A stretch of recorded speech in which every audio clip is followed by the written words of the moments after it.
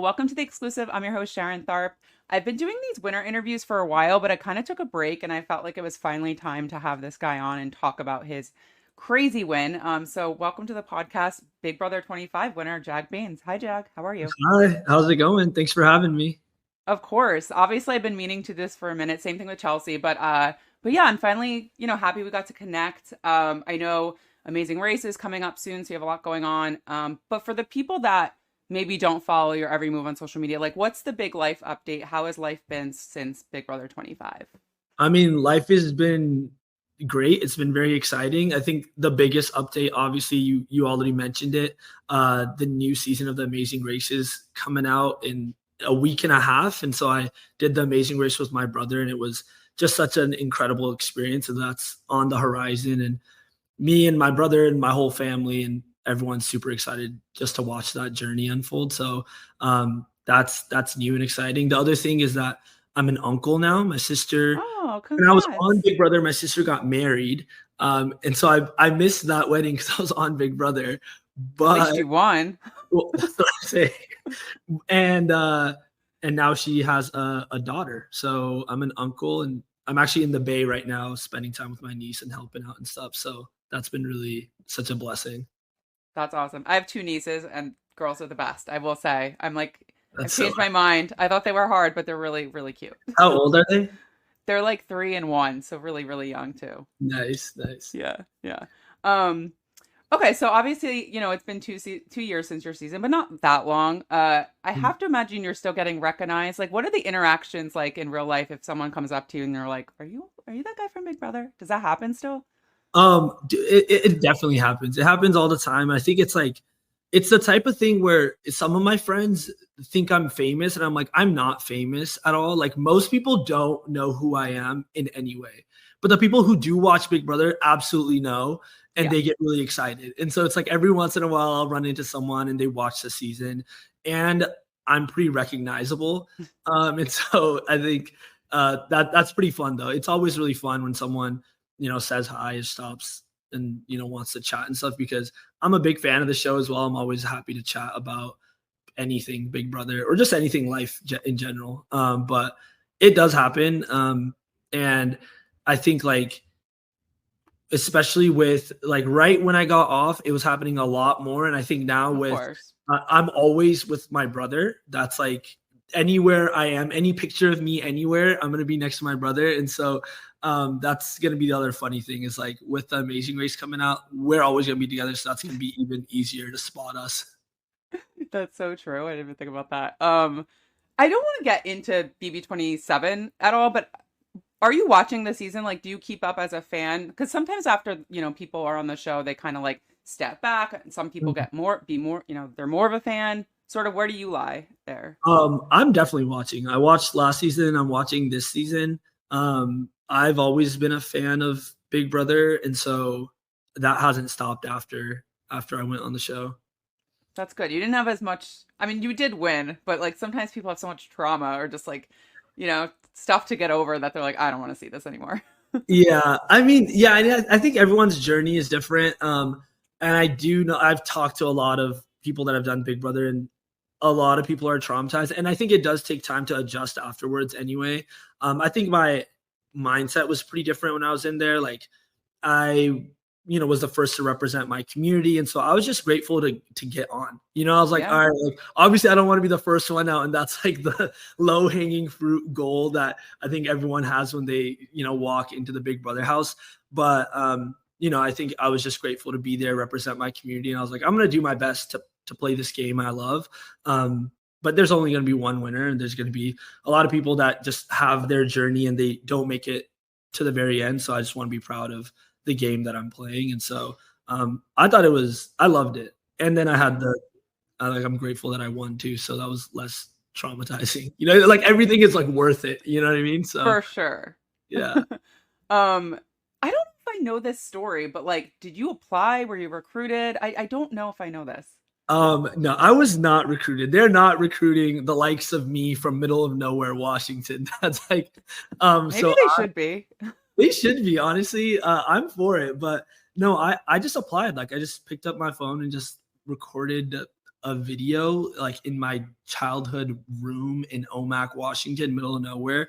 And I was just like, what's up? Like introduce myself and why I want to be on. And then funny enough, I left to go to Punjab in India, Mm. like the day after or something. And so I was gone for the next month. We're doing wedding shopping for my sister. And I honestly forgot that I even applied. On the way back, like my phone isn't really working while I'm Yep. in India. On the way back, we have a layover and we're in London. And that's when I'm getting like voicemails and all these things like pop up on my phone. And I get a voicemail from one of the casting directors of Big Brother, and they're like, "Hey, we'd love to interview you." And I see, and it's like time stamped from like 4 weeks ago. And I was like, Oh. "Oh shit!" Because they're like, "Are you free today or tomorrow?" And I was like, "Oh." So I literally immediately was like, "I'm so sorry. Like I've been out of the country. I would love to if you're still like doing interviews." And luckily they were.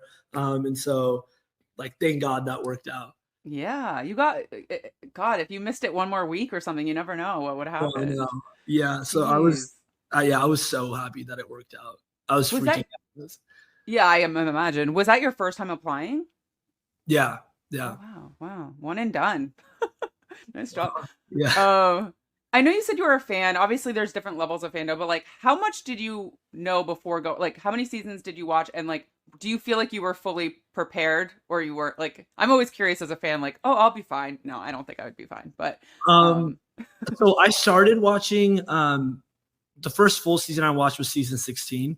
okay, And so it was like in high school and I'd seen, all the seasons since then. And when I was like in the interview process, I like rewatched some of the seasons that I wanted to like learn from players.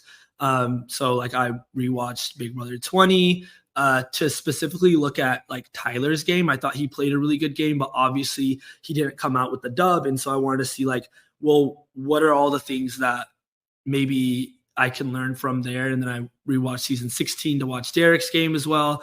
And so, yeah, I was like rewatching and I felt as prepared as I could be. Like there's a billion factors, so it's like, it's mostly just like, all right, am I confident going in? Do I have a strategy going in? And like, you just have to be able to adapt. But my brother was actually helping me, like training me with a ton of stuff, like memory comps. And like, we set up like a balance beam in our backyard. And like, he would just tell me, he'd be like, all right, you got to do like a 6 mile run in the morning. I'd be like, okay. And then I would just go do it and come back. By the time he like woke up, I'm like, all right, I did my run. Like, now what? And so we were just like, he would help me a lot. And so, yeah, I felt as prepared as I could be. But I think like even if you watch every season and you have all the time in the world, there's just no level of preparation that is gonna matter or that you'll have like you have to change your game plan no matter what happens. I think hmm the number one most important thing is adapting your game. And so if you can't adapt, you're not gonna win. So yeah, like I went in there and I was like, all right, I'm gonna do my best, but we'll see what happens. yeah, I went back and watched some of your preseason stuff, and to be honest, like it still makes sense. Like you could tell you were there for the money. You weren't afraid to get your hands dirty. Um, you had all the right answers. I think the one thing you said you were gonna play a little dumb. I don't know if you ended up doing that, but yeah, did that change once you got in there? Um, with like playing dumb, not really, but I think it ends up becoming like everyone is kind of themselves at some point. Like you kind of know, like you're like, all right, well, this person knows XYZ. And it actually really doesn't matter how smart someone is outside the Big Brother house. Once you set up the social structures and dynamics, and there's alliances, and there's whatever millions of factors you're weighing in terms of like who you want to keep or not keep, that takes precedence over anything on the outside. But I came in and it wasn't just like what is my singular strategy. I actually sat down and talked with my family about this too, because we're like, this is a big deal being the first Punjabi, the first Sikh to go on to Big Brother in the US, and what that meant and how that would inform my gameplay. So I knew that I wanted to play extremely loyal. That's something I talked to my family about, where they're like, hey, if it comes down to it, like go down the loyal route, because unfortunately, I knew that like, being on this stage and having this platform, a lot of people that are going to be tuning in, I might be the first person that looks the way I do, that they get to see and like interact with through the screen, right? They're getting to know who I am, and because of that, that might inform their opinions of my community. And if I, come out the gates and I'm backstabbing people and I'm doing all of this stuff, the unfortunate reality in our community, this has happened before, where like that somehow just translates to other folks. And we didn't want any negative repercussions in my community, whether it's hate crimes or just negativity in general or racism or anything like that. And so I think that was a unique weight that I came in with a lot in the game. And that definitely informed my gameplay throughout the game, and especially earlier on, where earlier on, anytime I made a promise or had an alliance, I was 100% dead set in that, even if I knew that the people I was working with were also working with other people, because I was like, this is just, I was very rigid in that. And eventually, in the season, everything gets aired out and people are voting me out. And like, I'm like, okay, I think I have free reign to play the game that I signed up for and everyone else signed up for. And I feel as though because people have wronged me first, I can retaliate and still play loyal by just choosing one person that I want to stay loyal to, which became Matt. And that shifted my gameplay a lot. But I think at the beginning, it was definitely the frustration of knowing I understand certain dynamics, but also I want to uphold being loyal for like my community as well. No, that's crazy. Like that makes complete sense. And then that's something I didn't really think about. But as I looked at your game, I'm like, wow, your game was up and down and up, and you had to maneuver so much. And then you're also thinking about this, like, how is it going to be perceived to people? Like, yeah, that had to be stressful navigating that. I mean, it definitely was, right? I think like we start off the game and, there's lots of conversation. Like, obviously I end up in this fake alliance called Seven Deadly Sins. And the moment I'm in an alliance, for me, I was like, I'm going to stay loyal to them. Like, it just doesn't matter. And during that alliance, I remember I'm sitting down and talking to Cameron about this. And me and Cameron are like pitted against each other. And we both know what's happening. And we have a full conversation where I tell him, I'm like, look, the same people that I'm working with, right? And I think we're referring to like Sari at the time and Izzy and Felicia. I was like, I'm working with them. They're going to pit me against you. They're going to pit you against me. I was like, there's no reason for us to be their weapons and go against each other. But we can only do that if we show it through actions, right? I was like, obviously, you just won HOH. You don't have to put me up. Or this was actually pre-HOH. We had the conversation again. I was like, if I win, I don't have to put you up. If you win, you don't have to put me up. Like, we can still work and keep our word true to the people we're working with without having to go against each other.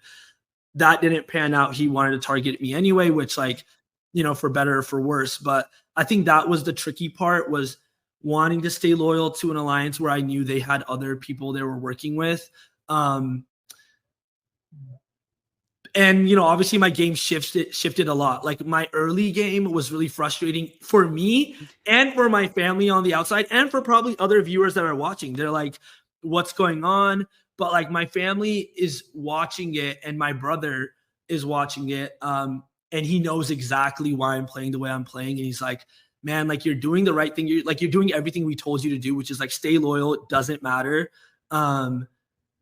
He's like, but I know like you understand these things. I'm seeing these conversations, and like, so it was tough, but yeah, I think eventually the shift happens. Like, there's that big fight that happens where, alliances get aired out. And from that point onward, my game is like extremely different, because now I can work with the people I want to work with. I don't have to stay loyal to people that I knew were working with other people. And I can just like, I'm like free reign to play my game, Yeah, yeah.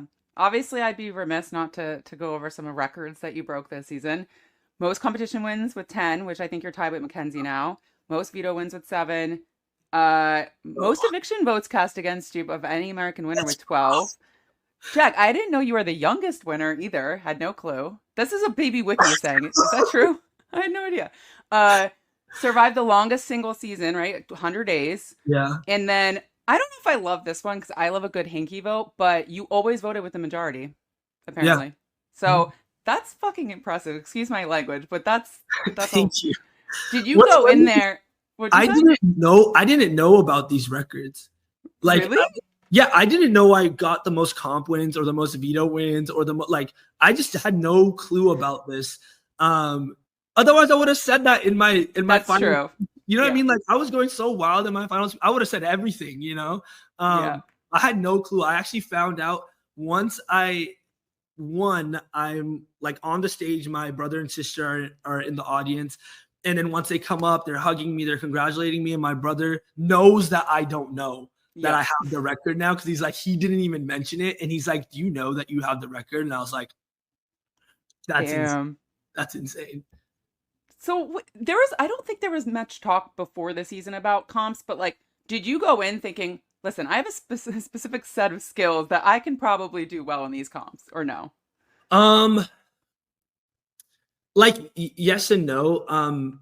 For me, I knew that I'm smart enough and like athletic enough. Like I don't think I'm like the most athletic person or these like, but I know that strategically, like when it came to any comps, like I was always thinking like, how can I optimize Yep. for this comp? Like how can I make this, half a second faster every time I run back and forth for a certain thing?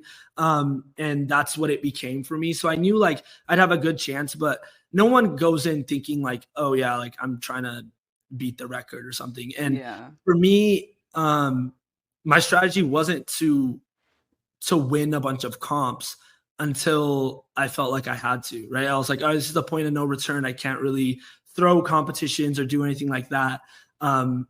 And so that was kind of that, like the first HOH, I didn't want that HOH. Yeah, And the you only threw it. reason I would have tried on that HOH is if it wasn't my ally that won, but Riley won that HOH. And I was the last one to go on the balance beam, and I was like, all right, perfect. Like, I And don't it need didn't to. work out for her, so maybe it was the best that you Yeah, threw yeah, it, yeah, exactly. sadly. So like, okay, the first HOH is kind of cursed.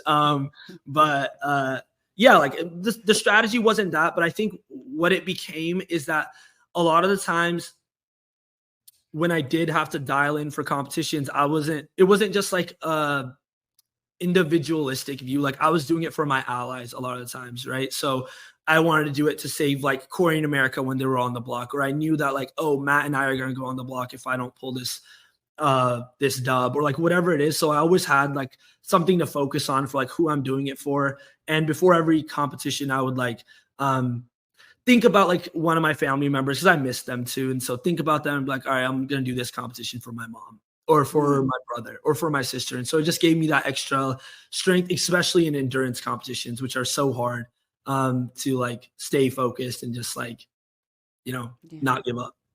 Yeah, I don't. You were on a swinging thing for a while. I think you lasted 13 hours in the pressure cooker. Yeah, there's a lot of endurance there. But yeah, I obviously super impressive. What do you think about like the criticism when people say, "Oh, Big Brother's just all about comps now. It's becoming the challenge." They're saying that on this season. Do you think that's fair? Do you think that's just like an evolution of the game and it is what it is, or? I do think it's fair to an extent. Especially with this season, what happened with Rachel, I think Yeah. that's pretty devastating because that is like someone getting eliminated. There's no votes that are cast for that. And I think at its core, Big Brother is a social game. Obviously, there's competitions that impact those dynamics as well. I think also, though, these last two seasons have made it even more comp heavy because now we have the blockbuster or the AI arena, which Yep. gives people an additional chance. Like if you're good at competitions, that's all you're good at. It gives you another chance to survive. And so I think it is becoming pretty comp heavy, which I like the excitement of not knowing who might get evicted on Right. eviction night, but I don't know if just having another competition is the way to do it. I think like, Yeah. uh, yeah, I don't know the solution. Like, I think having live HOHs would be fun, like something else to keep it exciting. But I do think it's getting comp heavy, and I think like this season, like the blockbuster has been going on for forever. Like it hasn't stopped yet, and I'm like, when does it end? right? Like you have it pre-jury maybe if you're gonna have it, but I think it is getting comp heavy, but Yeah. you know, it just happens the way it happens. What are we gonna do? Yeah, it's beyond our control. And obviously, like, I just thought about it. Like, had you guys had the blockbuster, that would have been a totally different season. I mean, you probably still would have done really well, but yeah, it definitely changes things I up. mean, it definitely would shake up the season, but I think again, it would have been like if I go onto a season of Big Brother, I would love to have the blockbuster. I did fine in the competitions. And if I have another chance at winning a competition when I'm in danger, and not just the HOH, but then the veto after that. And if I lose that, then I have a 1 in 3 chance of winning a blockbuster, which if you're any good at competitions, it's probably higher than a third chance. Then Yep. it's pretty like someone like me would love that, but that's like if I'm in there. Like I don't think we actually should have Like, it. as a viewer, too, it's not it kind of, I feel like last season they did it okay because they stopped it, but you're right. Like, the more it Yeah, goes on, you're kind of like, all right, wrap this up. yeah, yeah. uh one of the things that I want to talk about is, your eviction. What was it, week 4? I want to say, I Week forget what 4. week it was. Yeah. Yeah. Matt used that power on you. He gave you a heads up that he was going to use it, which is obviously a testament to your relationship with Matt that you built. But for the people that are like, let me put a little asterisk next to Jag's win, is that fair, or is that, listen, this is Big Brother. There are twists. 15 other. I was watching your highlight reel that Eth Animal does on YouTube, and I didn't realize, but yeah, 15 people have come back through either a twist or a battle back or something like that, and none of them have won except you. And so you're the first to do that as well. But yeah, I'm just curious, like, what do you think about that sort of criticism? Yeah, I mean, I think it's bullshit. Like, here's what it is, right? Big Brother has twists all the time. And I think what it is like, take Survivor, for instance. When someone has an idol and they play it on somebody else to keep them safe, that would be an insane move for that person, right? They'd be like, I got this person to play an idol on me. I'm safe now. And people would applaud that. But when it happens in Big Brother, we boo that and we're like, oh, that is an asterisk. I don't think that's like, I think it's just like it happened. Had I think it's actually more impressive that Matt used it on me than me winning and using it on myself, right? Like this Hmm. is testament to the strong social relationship that I built with him. I think another part of that twist is that Matt had to correctly guess who was going to get evicted, and he wanted me and Blue to stay in the game because we were both working with Matt. And the truth of it was, Matt is my closest ally in the game. And it was an impossible task for me to get votes to stay because when my closest ally is walking into rooms after I've walked into them and saying, you guys, I'm not keeping Jag, don't keep him, there's not going to be any leverage I can get. And that's the truth of it. And that's the way that went. And it was good gameplay, right? For him. And for me, at first, I didn't know why I was not making any like headway in terms of this, but I think it works out in that way. And I think it's completely valid. Like, and the other part of it is like, yes, it's very easy if I was on the block, they evicted me then. No one else has won the game after that. I had to adapt my game drastically. And that's what happened. Right. And Mm. so it'd be so easy to just evict me the next week. Or if that doesn't work, why not the following week or the following week? But that doesn't happen. And that's because I was able to adapt my game. And kind of like what I shared earlier, I think I adapted my game in the sense of like how I view loyalty in the game as well. Where I was like, okay, like I'm gonna stay loyal to Matt, and with everyone else, I can treat it a little differently than I have before. And Mm. so I think it equipped me. I think the most powerful thing it did, obviously, it saved me, right? So that's like number one thing. So it gave me a chance to continue playing. But the most powerful thing it did is in my own mind, it shifted my perspective on how I can play and still represent my community, but stay true to myself and play the game that I want to play. Interesting. Okay. Yeah, I mean, even me as a fan, sometimes we're like, "Oh, I'm a Big Brother purist," but like this is Big Brother, unfortunately, right? Like there's twists like this all the time, the Mhm. coup d'etat, the Pandora's box. And I've even come around of like, these are the cards that you're dealt and you sort of navigated them, and it honestly was impressive. I was actually there the following week for the live eviction. And when I got there, I was like, oh, I think Jack's going home tonight. And then, yeah, the vote flipped and then it was red. And it's Yeah. just a lot going on that season. I think But it's like, yeah, I think one part of it is, and this is true for myself as well. I think everyone loves the underdog until the underdog starts dominating. fair.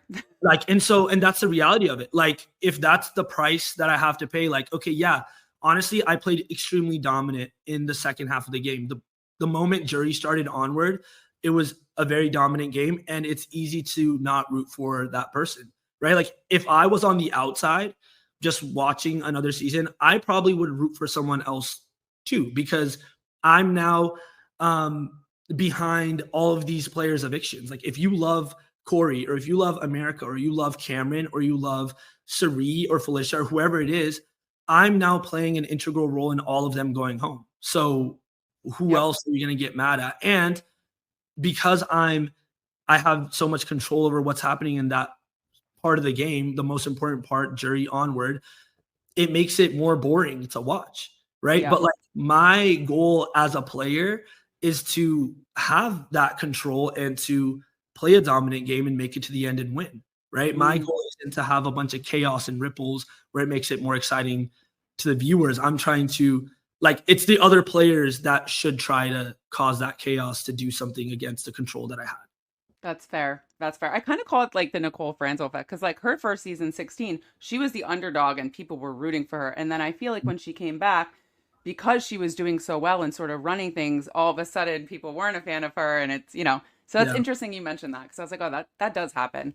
Mhm. Um, with Matt's secret power, him using it on you, was that, I know you wanted to stay loyal. Was there ever a concern that that would come up, obviously, in the jury if you sat next to him? Like, oh, will they like put a lot of weight into the fact that he used this power on me? Absolutely, absolutely. Like, that was Yeah. the one trump card that he had over me, right?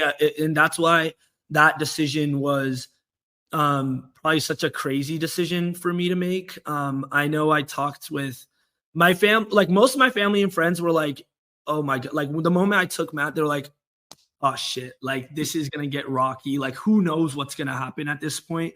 Um, but to me, I knew that he can play that trump card, but I wanted to stay loyal to him to the end. Um, because again, like, if I don't stay loyal to him, then I threw away I threw away my character in the game Mm, and what I was doing it for the whole time. And so it was important for me to take him to the end. And part of the reason, everyone's like, "Oh, your speech was so aggressive," and I'm like, "Well, you don't see passion until you see it, right?" Like, that was passion. And the reason I was passionate is because I was I was battling between, like, I know the smart decision is to not take him, right? If I take Bowie, unfortunately, the perception of Bowie in the game, like, people were just not going to give her credit, even if she made moves that were entirely hers. I yep. was going to win unanimously, and I knew that, and everyone else in the house knew that. And I knew that if I took Matt, it was going to be an uphill battle, and there's a really good shot that I lose. And so I it was passion and it was frustration in my speech, right? It was like, I fully believe in my heart of hearts that I've earned this victory.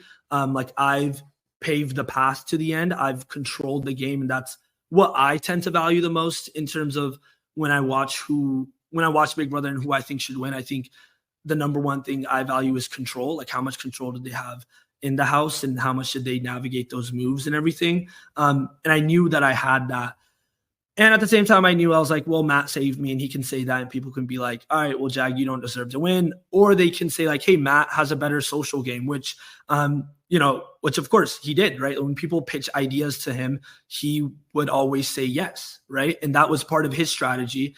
And I was always the bad guy because I would pull Matt aside and be like, hey, the reason why we can't actually go along with this plan is that it deteriorates this relationship, or it throws out this whole plan that we have. And so, I like, yeah, I knew that that was the risk, but I also knew that it was at final 10. And thank God there's a DR that shows this, because I was gaming the whole time, but they don't have DRs to show it for all the time. But in the final 10, I named off the final 5 that I wanted to have. And that's exactly what happened. And the reason Cameron advocates so hard for me in jury is because I sat down with him when we had our Fugitives Alliance for like a Yep. week and a half, and I named off the social dynamics and my plan for getting to the end. And Yep. Cameron literally was like, I mean, once I turned on him, he was like, all right, like, here's the deal. He's like, I know you have a lot of control in here. And he said, I'm going to put every obstacle in your path that I can. Like when I walk out of this room, I'm going to do everything I can to make sure you're the next one walking out of this house. But if you make it to the end, you have my vote. And we shook hands because we respected each other as players. And that was that. And so, like, you know, I had some hope in some members of the jury, but it was like, I have to show the jury that I evicted everyone, and I can't be scared in my speech and try to play the social nice card in my speech, because Matt's going to win over me every time if you just base it off of like who's going to be like the nicer person socially. So I was like, yeah, let's just like go hard. Like, let's say all the things that I wished. When I see some of my favorite players and they don't say everything that I wanted them to say in that speech, I was like, I want to be that person. Like, I don't want to look back and regret my speech because I was trying to be not blunt enough. That's interesting because yeah, at the time it comes off really intense, but like I'm sure that's something that had been building up, you'd been building up to and Yeah. planning out. But yeah, were you surprised that Matt didn't seem to do that? Like he wasn't as sort of prepared? No, no, I wasn't, because like we talked like beforehand, it's final three, and you know, I'm like, hey, well, I'm taking you, you're taking me, like let's do this. Like we're both in the final HOH competition, like it's wraps, like this is what's gonna happen. And he was like, well, he's like, are we supposed to like know what we're supposed to say? Do we wing it? And I was like, yeah, man, I'm about to wing it. So like, you know, I was like, because at this point, like I've stayed loyal to you the whole game, and that's to take you to the end, right? But once we're at the end, we have to differentiate ourselves as players and make our case to the jury as to why we think we deserve to win.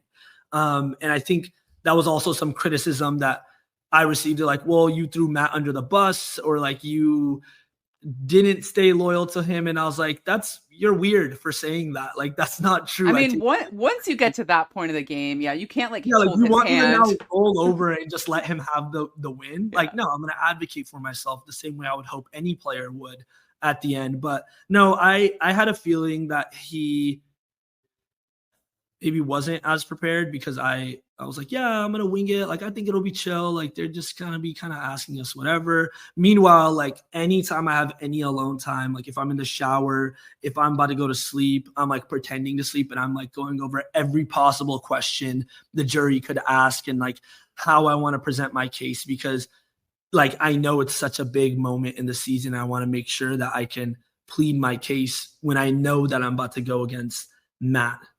So, yeah, Yeah, like, yeah, makes sense. Whose votes were you worried about? Like, obviously, you didn't end up getting Felicia and Suri, which isn't super surprising because I think mm, they had relationships with Matt and you weren't necessarily always aligned with them. So, yeah, I yeah. guess whose votes was it just those two? Were there any others that you were worried about? I mean, I was worried about all of them. Like, you You can were. never, right? So I was worried about them, but also I knew, I was like, we have a lot of gamers in this cast, and I'm hoping that the gamers can see this, right? Like, I know that Corey and America are gamers, and I really hope they can see the value in my game over Matt's, right? They had a good relationship with both of us. I obviously blindside them and backdoor them. And so I was like, but I hope that they can see past that, right? With Cameron, I felt a little more solid in his vote because he had told me that. And I was like, I think he'll see that, because he was one of the few people that saw the dynamic between Matt and I, and truly understood what I advocated for in my speech, where I was like, look, I paved the path to get here. Like, yeah, Matt saved me, because, you know, when Cam and I and Matt were in Fugitives Alliance, it was like a 2-hour back and forth between Cam and I, and Matt was like sitting there, right? It wasn't like Matt was spearheading that. It was me spearheading it. And so he saw that. Blue, I think, could have gone either way. Like, it really, I was like, this could go either way. Like, I can see a reality where Matt wins this. just because he did save me and we work so closely and he has better social relationships. And we've seen this time and time again where juries are bitter, and the person who has better social relationships ends up winning. And so, I was worried. I knew I wasn't going to get Cerie's vote, but other than that, I think everyone else was up in the air, and I was just going to fight tooth and nail for those votes. Fair. I wanted to bring up Suri. Obviously, she was a big, they made it a big moment to bring her in this season. Well, most of the cast wasn't super familiar with her. Do you think that's good that you weren't super familiar? Like, had you watched like everything, the Traitors and everything she's been on, do you think you would have played differently with her? I don't know. I think yeah, I wasn't familiar with her, and I think the kicker wasn't whether I'm familiar with her or not. It's whether I'm familiar with her family, which is Jared, right? Like, Yes. that's where the kicker really happens. Like, the reason I become a prominent target early in the season is because I pull in Jared to an alliance, and I tell him that I think Cirie is running things on the other side, which is an accurate game read. But what happens from there is Jared is going to go tell his mother that I am talking about her, which is exactly what he should do. And now Cirie, who has control in the game early on, turns everyone against me, because there was like this weird like propaganda against me early on in the game. Like, it was this weird, like, anytime you're like, people were talking about me, they're like, oh, Jag is a rat, he's a snake, you can't trust him. And I was so confused. I was like, based on what? I was like, name one thing that I've done. But this was a weird thing going on the first like 4 or 5 weeks. And it just kind of spun around from, I think, the Jared Cirie situation, which was like really smart on their part to start spinning that around. And now all these people were like, well, I don't know, we keep hearing that we can't trust you. I'm like, from like, what did I do? Like, name one thing. But like, I feel like early on in the game, the struggle becomes that everyone's looking for somebody to target, and as long as it's not them, they're happy with it. And so when that's going around, everyone's like, all right, well, I don't know, maybe it must be true, but I don't know, this is what we're hearing. And so that was also a part of it. But I think, like, if I knew her from other seasons, yeah, it might have informed my game differently. I know that historically in season, when there is a returning player, they get a strong alliance built around them, and they have a lot of control early on in the game, especially. So, maybe I would have wanted to work with her early on closer. But at the end of the day, I don't know if it would have changed things as much. You're right, the Jared factor, because even that week where Jared knew about Matt's power, you were like, well, then Cirie must be talking. Like, so Yeah. it kind of, there was distrust there as well, which is kind of out of your control, because it's just. Which I don't know, right? It makes so much sense afterwards. And I'm like, holy Yeah. shit. The whole time I'm like, I can't trust Cirie. I'm Yep. like, why would I trust? She told Jared, and Jared is telling me. And now when I mention it to Jared, instead of it, like, I don't know, nothing happens between Cirie and Jared's relationship. I mean, they're mother and son, right? Like, now Cirie's probably pissed at Jared the way a mother would be mad at her son for like messing up her game or whatever it is. But they're not going to not trust each other, right? Like, but Yep. if they weren't related, that might have played out differently. So based on that information, it's like, I just literally did not know. That's like the biggest factor that shifted up the early game. I watched the finale again, and your reaction to them being mother and son was just like, wait, what? And you can almost see the wheels turning in your head. Were you like having flashbacks of like, wait a minute? Yes. I mean, the moment I realized that, I was like, oh shit. Like, the whole game makes so much sense, because right at the beginning, there's the house gets split in half, right? We have the family style alliance on one side and the professors on the other side. And that alliance lasts like 2 days or like a day until it gets blown up. And all of us are confused. We're like, who the hell would blow this up? Like, why is it in your favor to blow You're this up? right. Like, if you want to work with the other side, work with them, but don't blow up half the house alliance. Like, we would have had your back. We're like, who did this? And it gets pinned on Cameron, who, like, inadvertently, I guess, has a role in that. But like, it's Jared. Jared is the guy, right? Like, he tells Cirie, But the reason it gets pinned on Cameron is because now the professors know about our alliance, and Red goes to Cameron and names off the alliance. And Cameron is not going to say like, no, he's like, all right, yeah, like you got us. But then, You're that's so where right. I forgot about that. The beginning of the game too, Jared ratted out that family style. yeah, and so that it changes up the whole game. We're like, who can we trust? Like, what the hell is going on? And so it literally just shifted up the whole begin. Like, there's no way the game was ever gonna start in a way that Suri and Jared aren't in like really beneficial positions, being as though like they're two different people, so they can be in two different alliances, and people don't know that they're related. And Jared being on the other side of the house was like perfect, for him to get all that information and stuff. So, and then them pinning that on Cameron was also perfect. So I was like, it's tough to do anything against that, Yeah. Did you go back and watch your season like right away? Did you fully watch it? I did watch it. Yeah. Was there any big takeaways or anything where you like that surprised you? Not really, because I think the cast like talked, like there weren't any secrets left in terms of like some alliance that we didn't know about or anything. So nothing really where I was like, oh, this is crazy to watch. I think it was just interesting, like having lived the experience. So I think having lived the experience, having watched the live feeds, and then having watched seasons of Big Brother, like those three are so different. Yep. Like I don't know, it's such a. I mean, I'm there 100 days, and there's so much gameplay that goes into every day. Like our cast had so many gamers, and we were talking all the time about every little move and every little vote and how we should do things. And then you watch the episode, and it's like it gets chalked up to like a 5-second clip of like, I'm gonna vote out Izzy. You know what I'm saying? And because they're like, we don't know how to involve all of this in the storyline. Or they're like, yeah, so I'm deciding to get rid of Mimi. And they're like, and it doesn't show like the 2-hour conversation that I had with someone.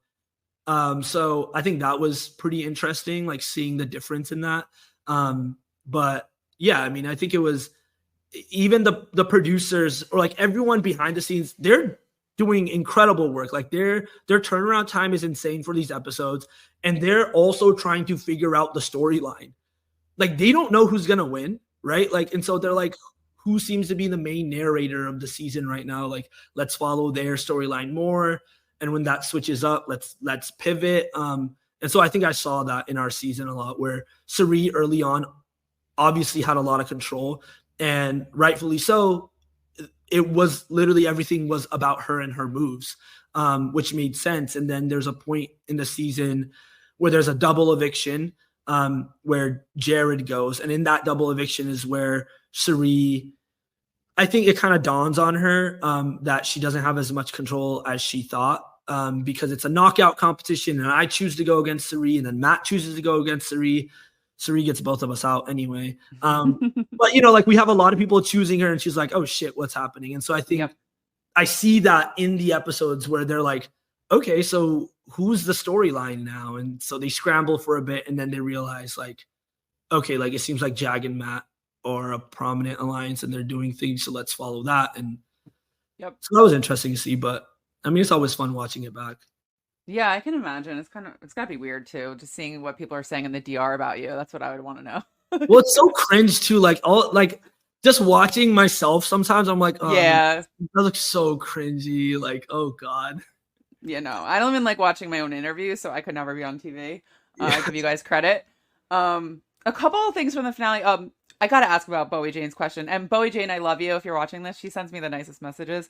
It went viral, right? So when she asked about the mafia thing, were you like, okay, this is a layup at least? Like at least okay.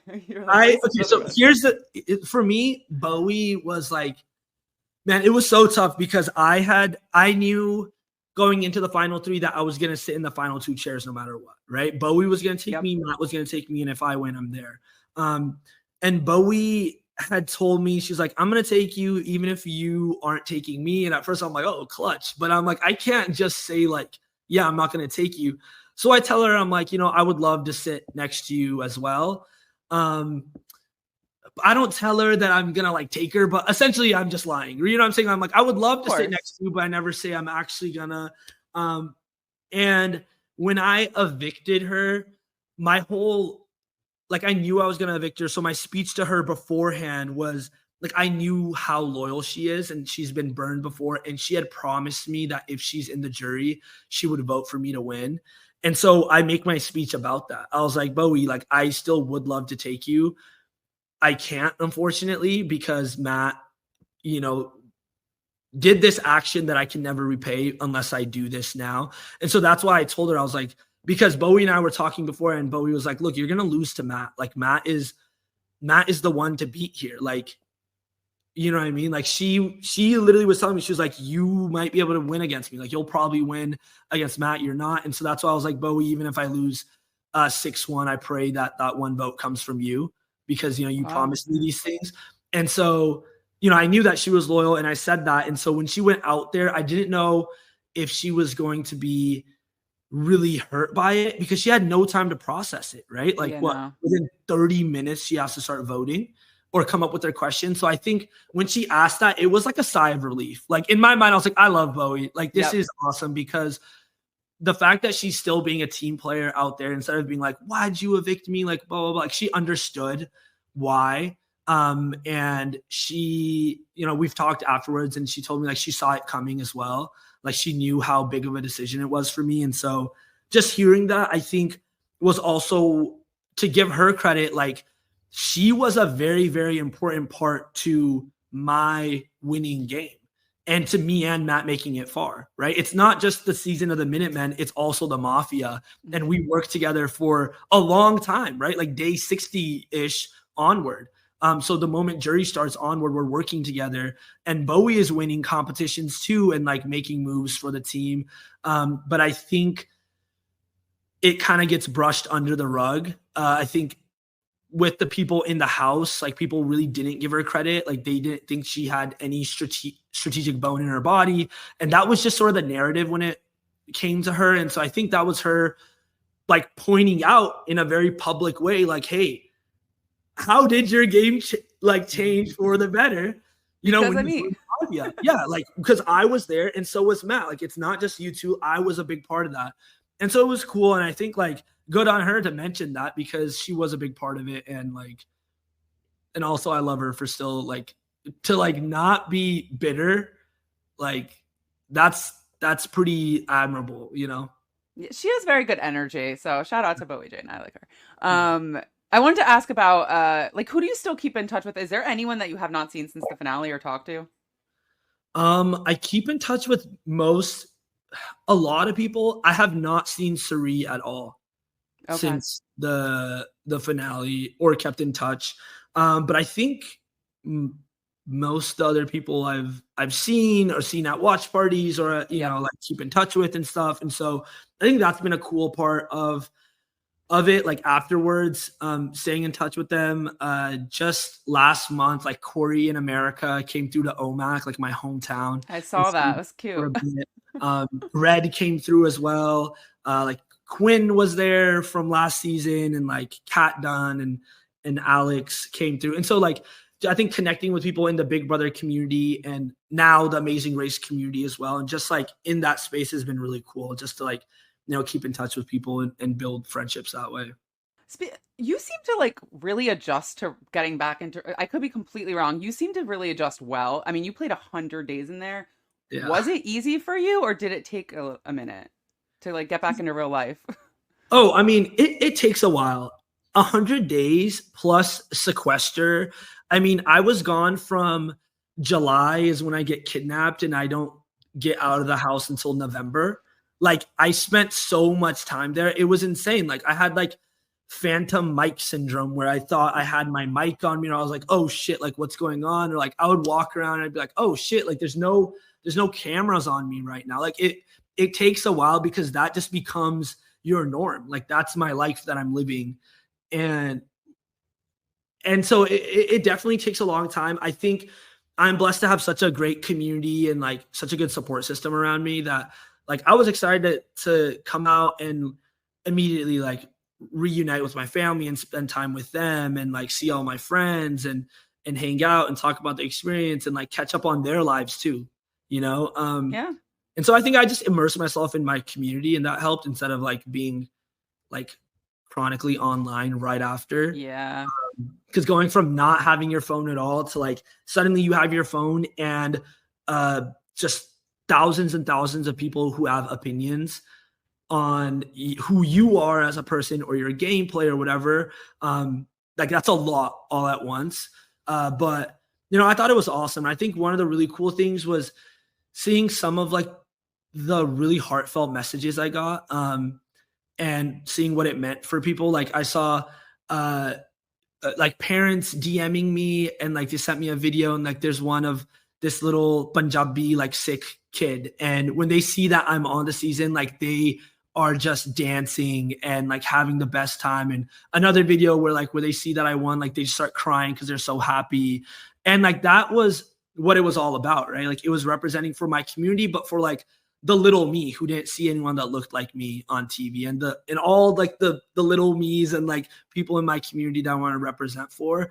And then on top of that, like I had people outside of my community DMing me saying like, hey, you know, I have a coworker who's actually Sikh and Punjabi, and I've never really talked to them because I didn't really know what they were like or anything. And after watching your season, like I actually started up a conversation with them, and they're so funny or they're so cool, or like, you know. And so seeing those connections and like what the impact that me being on the show had was really humbling, because that was the goal all along. And so I think that's always going to be cool. Like that always gives me chills talking about.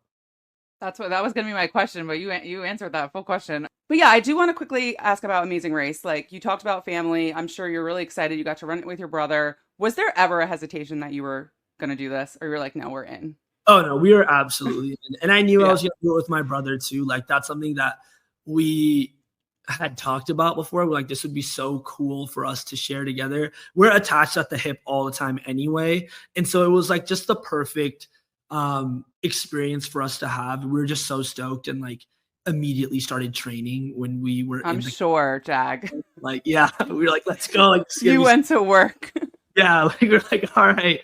And so no, I mean, that was so cool for us, because to be able to share an experience like that with my brother, there's just nothing like that. You know, you can't replace that with anything. And Amazing Race is something that, you know, my family and I used to watch when we were young, before I even knew what Big Brother was. You know what I mean? Like it was Amazing Race, and that was sort of our way to like travel the world, you know, like Yeah. my immigrant parents, they work tirelessly all the time to give us the life that we have. And so, you know, we would watch episodes of that. And so I have fond memories when I'm really young watching that. And so that full circle moment where now I get to go on with my brother. And again, now we're the first Sikh Punjabi team on the Amazing Race. Like that's pretty incredible. So, you know, we had such an incredible time. Like it was just so fun. And like he's like a replica of me too. Like he and if anything, like he's more of a gamer than I am, right? Like he beforehand was telling me, he was like, I want to use every twist ever that they have presented. And I'm like, well, as long as it benefits us, right? And he's like, no, like I want to use every twist. And I'm like, okay. But it was just so fun, like being able to share that with him, because the Amazing Race is so different from Big Brother, right? Like at its core is your relationship with your partner, and you're navigating a part of this world and doing these like fun and goofy and difficult challenges together. And I think it boils down to like communication a lot of the time. And so we were like, let's go. Like, let's do this. Like, this would be so fun. Yeah, I was going to say, you guys just seem, I mean, I've only met you a few times, but you guys always seem like you get along. I don't know, like, were you ever worried about that communication, or what was the big worry for you two going into because some people just obviously can't communicate and there's fighting all the time, but I never saw that from you, but maybe I'm wrong. Maybe we'll see it. No, honestly, like we weren't worried about the communication really. I think we both are pretty stubborn as well, right? Like if we both know something is like the right thing to do, but we don't agree, we'll be stubborn. But all these things, like look, we were roommates in LA for the whole year before the Amazing Race, right? And so we had a lot of communication together, and like we really don't argue that much unless we're being stubborn on something. But we talked about it and we're like, okay, look, we're gonna go on the race. We can't like what are the things we got to focus on? Communication is important. And our communication is great already. But we're like, if we disagree, what should we do? And we're like, rock, paper, scissors. It doesn't matter. Like, like we'll just decide on something. And when we went on the race, we kind of had our roles. Like we had it figured out. Like he was the driver, I was the navigator. And so what I say goes in terms of like where we're going to go, and he's going to be driving. And like we kind of divvied up how we wanted to do roadblocks or who gets what kind of challenge, like instead of us figuring it out while we're there, like, no, like I really want to do this. We had it figured out already. So we wanted to make it as efficient as possible because it's a race at the end of the day, right? Like we don't want to waste precious seconds about anything. But the one concern we did have was like, it's a Big Brother season. Like we show up, we see Big Brother, we see some rumblings of this, and we're like, what the hell? And so we knew we were going to have to navigate, like, we get there, we see all these teams. We know a lot of these people, right? Like we're good friends with some of them. Some of them, maybe we've just seen their season, but we haven't met before. And some of them we know, like they have relationships or like whatever it is. And so it's like, how do we navigate this game with these teams that also are so deeply interconnected? And the fact of it is, like, we knew it was going to be a very, very hyper competitive season because historically, when you put a Big Brother team on Amazing Race season, they end up finishing in the top 4 or 5. They end up doing way better than average. And so we're like, well, now you have a bunch of Big Brother teams together. So it's going to be very difficult. And we're just going to do our best with it. So that's why I'm excited to watch. But I will say, Drag, when I'm looking at this cast, there are a few winners, right? We got Taylor, we got Chelsea, got you. But like, you look at the cast, and I'm immediately like afraid of Jag and Jazz. I'm afraid of Kylan and Taylor. Like, you guys had to know you were at the top of the list of like, we might become a target if there's, they throw in these twists and anything. Yeah, we knew that coming in. Like, we're like, it doesn't matter what we do. Like, we're gonna be targets, especially like given one that I'm a winner, right? And obviously other winners as well. Comp wins, right? It's like winner who's also a comp beast.